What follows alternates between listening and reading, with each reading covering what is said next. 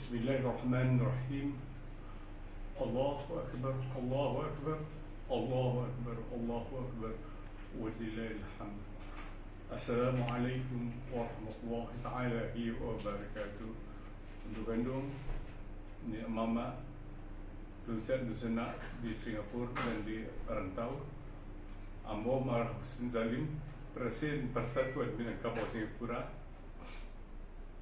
Singapura kini sebagaimana di negeri-negeri lain dilanda oleh wabak virus corona, dan bagi kami di Singapura, kami menghadapi cabaran kerana banyak nanti sesudah 1 Juni bila masa kelonggaran berlaku, kita akan dikehendaki oleh pemerintah untuk mematuhi perintah yang diperintahkan.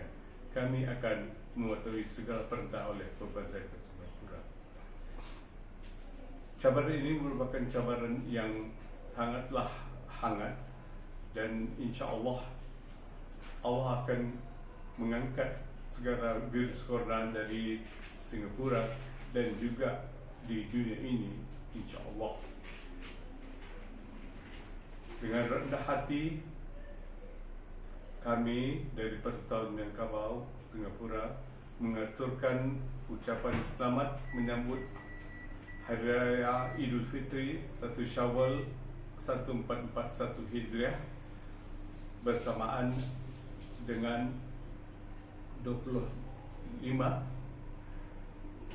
Mei 2020. Taqabbalallahu minna wa minkum salam Aidil Fitri, dan maaf lahir dan batin.